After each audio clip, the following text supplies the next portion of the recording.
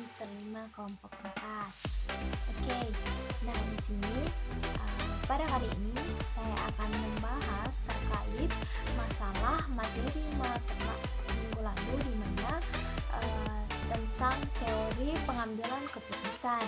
Nah, di sini ada beberapa yang akan saya bahas tentang apa itu teori pengambilan keputusan, tujuannya, kemudian dasar-dasar pengambilan keputusan, kemudian jenis-jenis keputusan, kemudian yaitu kasus-kasus yang telah diberikan oleh teman-teman.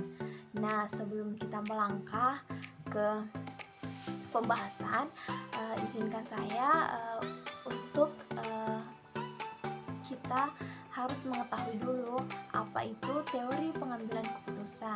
Nah, teori pengambilan keputusan itu adalah teknik pendekatan yang digunakan dalam proses pengambilan keputusan atau proses memilih tindakan sebagai cara pemecahan masalah.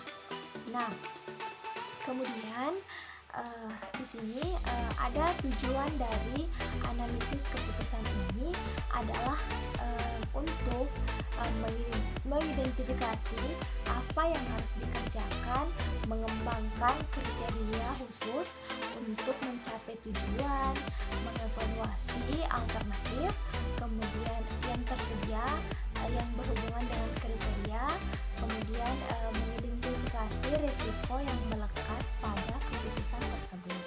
Kemudian di sini dasar-dasar pengambilan keputusan ada beberapa, yaitu yang pertama ada intuisi, pengalaman, kemudian fakta, wewenang, dan rasional.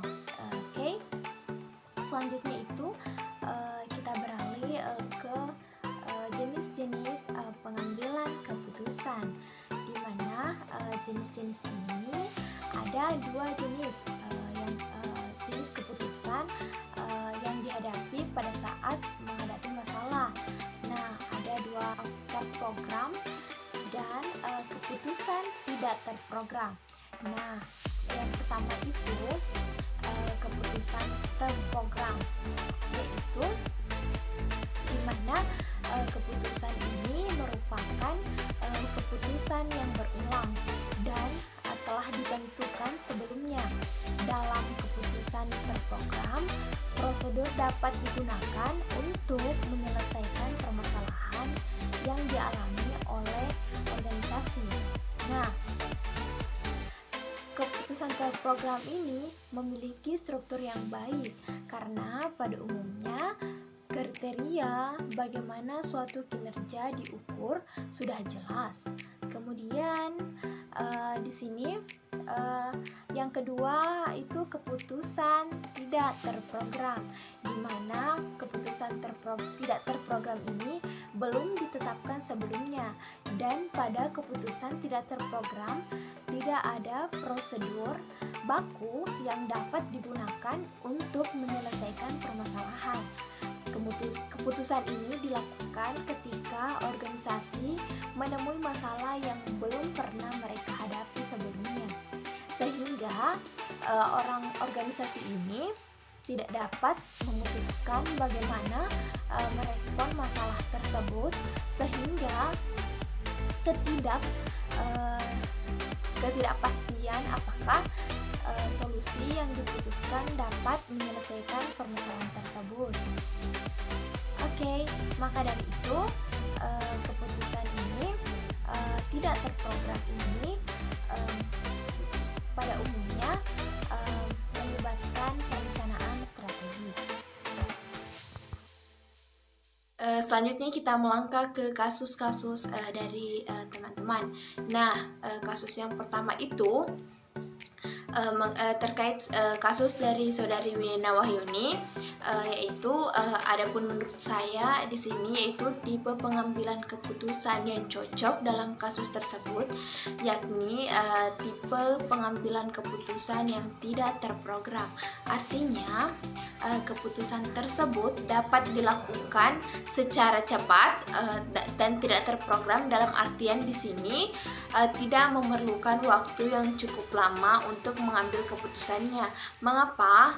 Karena dalam contoh kasusnya ini memungkinkan seseorang harus bertindak, tidak boleh ditunda-tunda, sehingga kasusnya di sini pengambilan keputusannya merupakan keputusan yang tidak terprogram, harus cepat pengambilan keputusannya. Jika pengambilan keputusannya itu berlangsung lama, ditakutkan ada hal-hal yang di belakang menimbulkan dampak yang negatif. Jadi harus ditangani dengan cepat dan tepat. Nah, kemudian selanjutnya itu terkait kasus dari saudari Miftahul Jannah Akbar.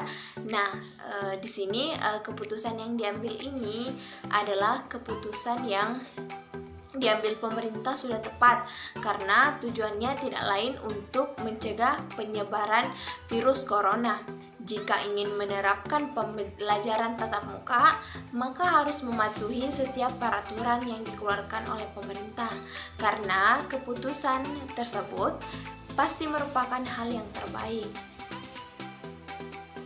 Kasus selanjutnya itu mengenai kasus dari saudari Miftahul Jannah dan saudari Sumarni terkait pemberian vaksin kepada masyarakat. Nah, di sini ada yang masyarakat yang menolak vaksin tersebut, dan jika tidak divaksin maka akan didenda. Jadi pengambilan keputusan seperti apa yang diambil. Nah, di sini kita harus tahu juga apa manfaat dari vaksin itu.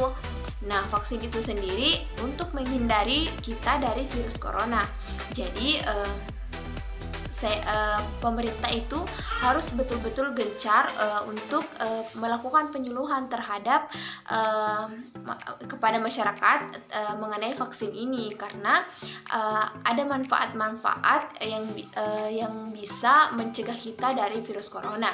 Jadi pemerintah itu harus berperan penting agar masyarakat bisa paham apa manfaat dari vaksin itu sendiri.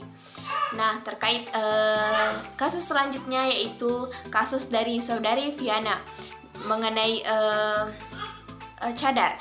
Nah, di sini cadar itu sendiri adalah sunnah dan perintah orang tua itu wajib. Jadi jika orang tuanya belum mengizinkan anaknya untuk memakai cadar, maka si anak tersebut harus legowo.